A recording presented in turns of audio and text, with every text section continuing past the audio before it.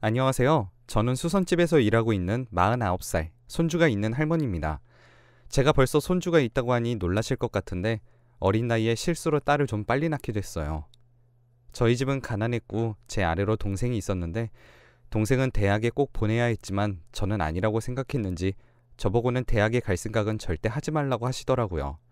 저보고 빨리 돈을 벌어서 집안에 보탬이 되라는 말만 하셨죠. 저는 그때 옷에 관심이 있었어서 옷을 만드는 것을 하고 싶었지만 옷을 만들고 싶으면 옷공장이나 가라는 부모님의 말에 마음이 참 많이 아팠습니다. 그래서 소위 비행 청소년으로 방황을 잠깐 했었죠. 그때 만났던 남자친구가 저를 위로해준다고 술을 사주었고 그렇게 하루를 보내게 됐습니다. 아기를 가지고 나서야 엄마에게 말했습니다. 당연히 부모님께서는 노발대발하셨고 자기는 이런 문란한 딸을 둔 적이 없으니 당장 나가라고 하셨어요. 저는 그렇게 집에서 나와 혼자 살게 되었는데요. 그나마 애아빠네 집에서 그래도 아들의 자식이 뱃속에 있다고 하니 좀 도와주시기도 하고 애아빠가 아르바이트를 하고 모아두었던 돈이 있어 작은 방에 3달치 월세를 낼 수 있었습니다. 애아빠는 부모님께서는 아직 동거하는 건 안 된다고 직장을 가질 때 어떤 불이익이 있을 줄 아냐고 했다더군요. 그래서 몰래 혼인신고만 하고 나중에 직장에 다니고 안정적이게 되면 그때 같이 살자고 했어요. 그래서 일주일에 2번 정도 저를 보러 오고 그 외에는 부모님과 함께 살고 있었죠. 저도 놀 수는 없어서 동네 수선집에서 일감을 받아다가 집에서 수선을 하기 시작했습니다. 옷을 좋아했던 터라 그전부터 제 옷을 손수 바느질해서 수선하기도 했고 요즘 말로 리폼도 하고 했었기에 제 일솜씨를 보고 칭찬을 받기도 했었죠. 조금씩 돈을 모으나 싶었는데 어느 날 보니 모아둔 돈이 사라져서 애 아빠에게 물어보니까 그 돈을 홀랑 가지고 나가 술값으로 다 썼다고 하더라고요. 그래서 그 돈은 생활비인데 그렇게 가져다 쓰면 어떡하냐고 하니까 이 월세도 자기가 내줬는데 그 정도는 받을 수 있지 않냐고 오히려 적반하장으로 화를 내더군요. 그날 이후 애아빠는 제가 벌어온 돈을 술값으로 쓰는 데에 주저함이 없었습니다. 거기다가 술이 잔뜩 취해서 저희 집에서 자고 가기도 하고 제가 돈을 따로 숨겨뒀더니 돈 어디 있냐며 저를 때리기도 했죠. 내가 이곳에서 계속 살아야 하는 생각이 들었지만 그래도 뱃속의 아이가 애비 없는 자식이라는 말을 듣지 않게 하기 위해 참고 참으면서 하루하루를 보냈답니다. 그러던 어느 날 일을 마친 것을 가져다 주고 장을 봐서 오는데 집에서 이상한 소리가 들리더라고요. 그래서 조심히 문을 열고 들어가 보니 글쎄 애아빠가 웬 여자랑 집에서 불륜을 저지르고 있었고 제가 놀라서 그 자리에 우뚝 서 있으니까 오히려 인상을 쓰면서 왜 평소보다 빨리 오고 난리냐고 짜증을 내더니 여자와 같이 집 밖으로 나가는 게 아니겠습니까? 저는 털썩 주저앉아서 펑펑 울었어요. 임신만 하지 않았어도 이렇게까지 비참하진 않았을 거란 생각과 함께 뱃속의 아이까지 미워지더라고요. 배를 감싸쥐고 아이에게 미안하다 말하면서 펑펑 울었습니다. 그런데 그날 이후로 애아빠가 집에 들어오질 않더라고요. 그렇게 시간이 흘러 애아빠가 저를 버렸다는 걸 알게 되었습니다. 저는 어쩔 수 없이 20살 그 어린 나이에 혼자 산부인과로 가서 애를 낳았죠. 병원에서 아이를 낳고 누워있는데 다른 침대에는 남편들이 와서 고생했다고 하기도 하고 엄마가 와서 맛있는 것들을 챙겨주기도 하는 모습을 보니 또다시 눈물이 나더군요. 한참을 울고 나서 전 아이를 안고 엄마가 몸이 부서지더라도 모자람 없이 살 수 있도록 열심히 하겠다고 마음속으로 다짐했습니다. 병원에서 나와 다시 일감을 받아 일을 하고 있는데 애아빠의 어머니께서 찾아오셨어요. 저는 애아빠가 돌아오지 않는다고 도대체 어디에 있냐고 물어봤는데 냉정한 목소리로 저에게 혼인신고를 너무 서둘렀던 것 같다고 하면서 종이 한 장과 봉투 하나를 내미시더라고요. 종이는 바로 이혼서류였습니다. 여기에 도장만 찍어주면 이 봉투 안에 있는 돈을 주겠다고, 이 돈이면 그래도 어디 가서 새로 출발을 할 수 있을 거라면서 아들 앞에 안 보였으면 좋겠다고 하시는 겁니다. 저는 어떻게 사람이 이럴 수 있는지, 제 자식인데도 이렇게 마냥 버릴 수 있는 것인지 가슴이 죄어오더군요. 그리고는 딸을 낳은 것 같은데 필요는 없지만 원한다면 자기네들이 데려가서 키우겠다고 합니다. 저는 딸을 보내고 싶지 않아 제가 키우겠다고 했어요. 그러자 미련 없이 그러라고 하시더라고요. 저는 저 집안이 미워서라도 이혼 도장을 찍어주고 싶지 않았지만 그렇지 않으면 아이와 함께 살기 힘들 것을 알기에 어쩔 수 없이 도장을 찍고 돈을 받았습니다. 그리고는 그 동네를 떠나서 다른 동네로 와 자리를 잡았죠. 아이를 키워야 하니 제가 할 수 있는 일은 많지 않았습니다. 전자부품을 끼우는 일감을 받아와서 했는데 몇 시간을 허리를 구부리고 목도 숙인 채 일하다 보니 허리며 목이며 어깨며 안 아픈 곳이 없고 눈도 침침해졌지만 아이와 함께 할 수 있어 꼭 참으면서 일을 해나갔습니다. 밤을 새서라도 납품 기한을 맞추니 기업에서도 제게 조금 더 단가를 줘서 일할 수 있게 해주더라고요. 그 소식을 듣고 동네 아주머니들이 자기들도 할 수 있게 해달라고 해서 저까지 5명이서 같이 일을 하게 됐습니다. 처음에는 아줌마들이 잘 못해서 시간도 오래 걸리고 제대로 못한 것도 많아 제가 일일이 다시 하느라고 더 하느라고 힘들었지만 시간이 갈수록 저희들은 공장들 사이에서 꽤 신용 있는 사람들이 됐죠.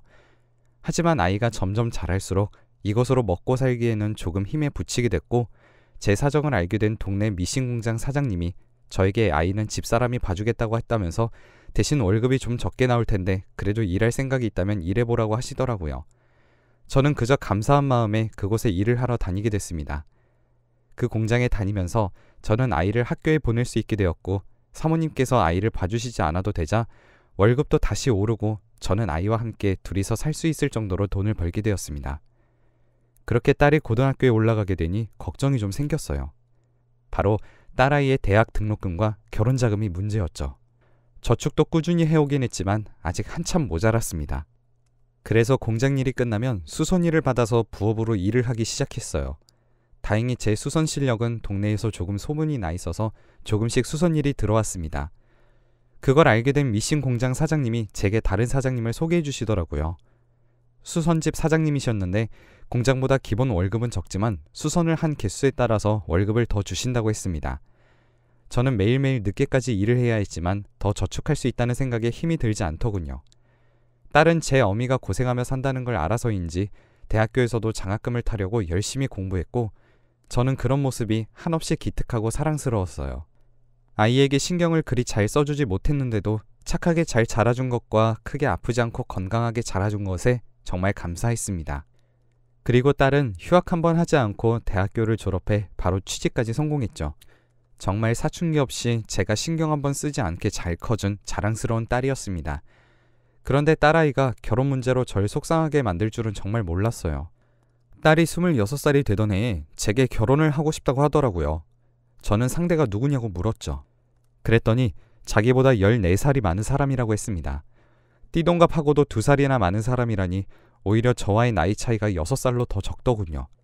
대체 무슨 생각이냐고 딸을 타이르기도 하고 혼내기도 했는데 딸은 딱 한 번만 만나보고 말하면 안 되냐고 애원을 하더라고요. 딸아이의 간곡한 부탁에 그 사람을 한번 만나보기로 했습니다. 사위 될 사람을 만나기로 한 날 집 안으로 들어오는 모습을 보니 꽤 큰 키에 까무잡잡한 피부를 가진 사람이었습니다. 얼굴은 평범하게 생겼지만 그렇다고 너무 순둥한 사람 같아 보이진 않았죠. 무슨 일을 하는지 물어보니 자동차 정비소에서 일을 한다고 하더라고요. 정비소는 본인의 것이라고 했습니다.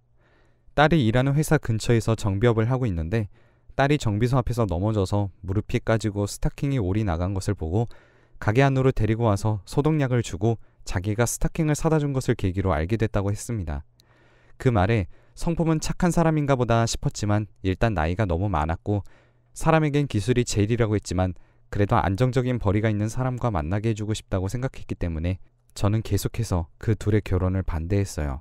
그 사람은 제 생각을 이해해주는 것 같았습니다. 아무래도 살아온 인생이 저와 비슷하다 보니 이해가 빠른 것 같더군요. 하지만 제 딸은 저에게 조금도 질 생각을 하지 않더라고요. 어느 날은 그 사람이 무릎까지 꿇고 잘하겠다고 자기도 도둑놈처럼 보인다는 사실을 잘 알지만 그만큼 더 잘하겠다고 하는 겁니다. 집안일도 반반 나눠서 하고 절대 딸을 힘들게 하지 않겠다면서 제게 빌기 시작하는데 그래 한번 믿어보자 하고 결혼을 허락했어요. 사위에게는 부모님이 없었기 때문에 저와 나이 차이는 많이 나지 않았지만 저를 어머님처럼 따르겠다고 하더군요. 결국 사위와 저, 딸 이렇게 셋이서 생활하게 되었습니다. 다행히 사위는 성실한 사람이었어요. 딸이 임신을 한 후에는 딸이 먹고 싶다는 것은 새벽에도 일어나서 그게 무엇이든 사와주려고 노력했거든요. 왜 때문인지 몸이 약해서 주의를 해야 한다는 말에 사위는 자기가 집안일을 하겠다면서 저에게도 쉬지 말라고 자기가 집안일을 다 도맡아서 하더라고요. 그런 모습들을 보고 있자니 점점 사위를 더 믿게 되고 진짜 가족으로 받아들일 수 있게 됐습니다. 이제서야 제대로 된 가족을 이룰 수 있게 되었다고 생각했고 과거에 힘들었던 일은 이제 좀 내려놓을 수 있을 것 같았죠. 그러던 어느 날 그날따라 유독 수선일이 많아서 휴대폰도 제대로 보지 못하고 일을 하던 중이었습니다. 저녁이나 돼서야 사람들과 같이 밥을 시켜 먹으려고 하면서 핸드폰을 봤는데 부재중이 수십 통이 와 있더라고요. 전부 사위에게서 온 것이었죠. 저는 불길한 예감이 들어 사위에게 전화했습니다. 그러자 사위가 울부짖으면서 딸이 사고를 당해서 지금 수술실에 들어갔다고 하길래 저는 곧바로 병원으로 향했죠.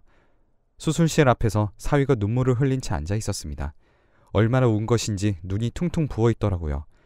대체 무슨 일이냐고 물어봤습니다. 딸아이가 딸기가 먹고 싶다고 해서 같이 과일 가게로 향하고 있는데 가는 길에 아이들이 뛰어오느라 제 딸아이를 못 봤는지 제 딸아이를 밀쳤다고 했습니다. 그렇게 넘어지기만 했으면 그나마 괜찮았을 텐데 하필이면 넘어지는 방향에서 오토바이가 달려오고 있었고 결국 오토바이와 부딪혔다고 하더군요. 그때 딸아이는 정신이 있었다고 했습니다. 그런데 일어나서 걸으려는 순간 갑자기 풀썩 주저앉았다고 해요. 그리고는 걸을 수가 없다고 다리에 힘이 들어가지 않는다고 눈물을 흘리더니 그대로 기절을 했다고 합니다. 병원에 와서 보니 부딪히면서 내부에 출혈이 생겼고 그게 신경을 누르고 있어서 다리가 안 움직이는 것 같다고 하며 신경이 미약하게 손상을 받긴 했지만 재활운동을 잘 한다면 다시 걸을 수 있을 것이라고 했죠. 저는 저도 모르게 바닥에 주저앉아 버렸어요. 딸아이가 잘못된 것이 아니란 것에 대한 안도감 때문이었죠. 정말 그때의 심정은 다시 느끼고 싶지 않습니다. 그렇게 아이가 수술을 하고 나왔는데 의사의 표정이 좋지 않더군요. 저와 사위는 혹시 수술이 잘못된 건 아니냐고 물었습니다. 그런데 수술은 잘 됐다고 했어요. 하지만 산모에게 스트레스가 너무 심했던 것인지 유산하게 됐다고 하더라고요. 몸이 약해 어떻게 될지 몰라 더 조심하고 더 소중했던 아기인데 유산했다는 사실을 알면 딸아이가 어떻게 될지 생각만 해도 아찔했죠. 하지만 일단 살아서 다행이었고 아이야 또다시 가지면 된다는 생각을 했지만 딸아이는 그게 아니었나 보더라고요. 정신을 차리고 딸아이는 제일 먼저 아이를 찾더라고요. 유산됐다는 말에 꿈이 사실이었냐면서 아이가 기어가는데 아이를 안아주려 아무리 쫓아가도 아이가 잡히지 않았다고 펑펑 울어댔습니다. 사위도 다시 노력해보자고 했지만 도무지 울음을 그치지 못하더라고요. 방금 딸을 잃었으면 어쩌나 하는 심정으로 병원에 왔었기에 딸의 심정을 너무 잘 알 수 있었어요. 딸아이는 그렇게 하루 종일 운 뒤에 식욕도 잃은 채로 병원 침대에 누워 하늘만 바라보고 있었습니다. 다음 날도 그 다음 날도 멍하니 앉아만 있었죠. 겨우겨우 입에 음식을 넣고 휠체어에 태워 바깥 공기도 쐬게 해주고 심지어는 이 엄마도 자식을 잃게 할 거냐고 화도 내봤지만 딸아이는 도무지 제정신을 차리지 못하더군요. 하루하루 말라가고 근육이 줄어들어 차마 눈물 없인 볼 수 없을 모습이 되었습니다. 거기다 설상가상으로 사위는 점점 더 병실에 오지 않게 됐어요. 전에 저에게 있던 일이 생각나 덜컥 겁이 났죠. 그런데 어느 날 사위가 저를 불러내더군요. 그리곤 제가 어떤 미친 짓을 하더라도 장모님께서 저를 꼭 좀 믿어주셨으면 좋겠다고 하면서 며칠 뒤부터 일을 벌릴 거라고 하더군요. 저는 그동안 사위가 딸에게 했던 것을 생각해서 믿어주겠다고 했습니다. 그리고 며칠 뒤 딸의 병실을 찾아갔는데 딸이 비명을 지르는 소리에 깜짝 놀라서 병실 안으로 들어갔습니다. 간호사도 놀라서 안으로 들어오더라고요. 당장 오늘이라도 죽어도 괜찮다는 듯 모든 것을 내려놓았던 딸의 눈동자에 분노의 눈빛이 아른거리고 있었습니다. 간호사는 딸을 한번 살펴보더니 다행히 이상은 없는 것 같다면서 병실을 나갔어요. 대체 무슨 일인가 싶었는데 사위가 병실 안으로 들어왔습니다. 그러자 딸이 핸드폰 화면을 사위에게 내밀더라고요. 그곳에는 낯선 여자와 함께 나눈 대화 내용이 있었습니다. 불륜 사진과 함께 차마 보기에는 힘들 정도의 남사스러운 내용들이었죠. 사위는 핸드폰을 뺏어 들더니 딸을 무표정하게 바라보며 말했습니다. 내가 아무리 옆에 있어도 당신은 내가 도움이 되질 않지 않냐. 그날 이후로 날 한 번도 바라봐주지 않고 나를 위해 건강해지려고 노력해주지도 않는다. 나도 참고 이해하려고 했지만 이제는 너무 힘들고 지친다며 그 사람 곁에 있으면 위안을 얻는다며 말을 하면서 왜 허락 없이 남의 핸드폰을 뒤져보는 거냐며 최악이라고 딸아이에게 자기 핸드폰을 뺏어들고는 그대로 병실로 나가더군요. 그 모습에 딸은 사위를 쫓아가려고 침대에서 내려왔지만 신경에 상처가 났는데도 재활운동을 전혀 하지 않아 힘없이 그대로 넘어져 버리더라고요. 저는 딸을 잡아서 침대에 앉혀놓고는 사위가 향한 곳으로 달려갔습니다. 사위는 저를 보고서도 병원 앞에 세워져 있는 알 수 없는 차를 타고 떠났죠. 저는 너무나 허망했습니다. 제 남편도 저를 버리더니 이제는 딸까지 이런 일이 생겼다는 사실에 제가 다 잘못한 것 같았거든요. 딸은 엄마 팔자 닮는다는데 이 모든 것이 제 탓인 것 같아 딸에게 죄스러웠습니다. 하지만 한 가지 마음에 남아있는 게 사위가 자신을 믿어달라고 한 말이 혹시 무언가 하려는 것일까라는 생각이 들더군요. 또 한편으로는 바람핀 것을 이렇게 무마하려고 제게 미리 선수친 것은 아닌가 하는 생각도 함께 들어서 머릿속이 혼란스러웠어요. 하지만 그보다도 먼저 딸의 곁에 있어줘야 했기에 저는 딸에게 향했습니다. 딸은 넋이 나간 것처럼 보이더군요. 다음날 딸은 사위에게 몇 번이고 전화하는 것 같았습니다. 하지만 없는 번호라는 안내만 계속해서 나왔죠. 제게 집에는 안 들어오냐고 물어보더군요. 그날 이후로 사위가 집에 들어오지 않는다고 말했더니 딸은 주먹으로 침대를 마구 때리더라고요. 딸은 다음 날부터 그놈을 자기가 찾아서 죽여버리겠다며 이를 악물고 재활운동을 하기 시작했습니다. 음식도 잘 먹지 않았던 터라 몇 번을 개원했지만 그러면서도 악착같이 음식을 먹더라고요. 그리고 몇 달이 지나자 놀랍게도 딸은 이제 2다리로 멀쩡하게 걸을 수 있게 됐습니다. 결국 건강해진 딸은 퇴원을 할 수 있게 되었고 병원을 나서는데 병원 앞에 웬 여자가 서 있더라고요. 어디서 많이 본 것 같다 싶었는데 딸이 마구 뛰어가더니 그 여자의 뺨을 때리기 위해 손을 올렸습니다. 하지만 그 여자는 딸의 손을 막더니 상자를 하나 줬어요. 딸은 그 상자가 뭔지 보지도 않고 그대로 상자를 내리쳤죠. 그러자 색색깔의 수많은 봉투들이 바닥에 흩뿌려졌습니다. 그 여자는 딸에게 후회할 짓 하지 말고 그 내용물이 뭔지 먼저 보라고 했어요. 딸은 주먹을 꽉 쥐더니 봉투를 쥐어 안에 있는 내용물을 봤습니다. 그것들은 모두 사위가 딸 앞으로 보낸 편지였습니다. 하루에 한 통, 못해도 3일에 한 통 되는 편지들은 일기처럼 그날 자기가 무엇을 했으며 건강이 빨리 나아지길 바란다고 아이는 또 만날 수 있을 거라는 딸을 다독이는 편지였어요. 딸은 대체 이게 무슨 상황인가 알 수 없어 그 여자를 바라보았습니다. 알고 보니 그 여자는 사위가 새들었던 곳 주인집의 딸이라고 하더군요. 그곳에서만 10년을 살았는데 부모님이 안 계시다 보니 주인집 어른들을 부모님처럼 잘 따랐고 그러다 보니 그 딸도 친남매처럼 살았다고 했죠. 그런 오빠가 어느 날 갑자기 찾아와서는 도와달라고 눈물을 흘리는데 자기 남편이 절대 안 된다고 말리는 것을 무릎까지 꿇고 도와달라고 하는 통에 어쩔 수 없이 도와주었다고 했습니다.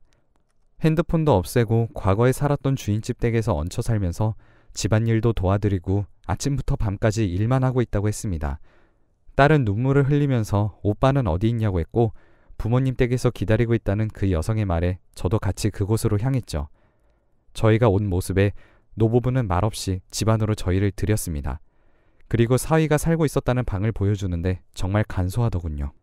친구들과 술 약속 한번 나가지 않고 막노동도 뛰면서 일을 한다고 다른 곳에 출장까지 가면서 일을 하고 있었다고 하더군요. 그 여자분께서 제 딸의 손을 잡으며 오빠의 노력이 헛된 것이 아니게 되어서 기쁘다고 건강해져서 다행이라고 해주시는데 딸과 저는 눈물을 펑펑 쏟아냈습니다. 그리고 늦은 밤이 되어 문 열리는 소리가 나기도 전에 딸이 재빠르게 현관으로 향하더라고요. 자기 남편의 발소리는 잘 알고 있었나 봅니다.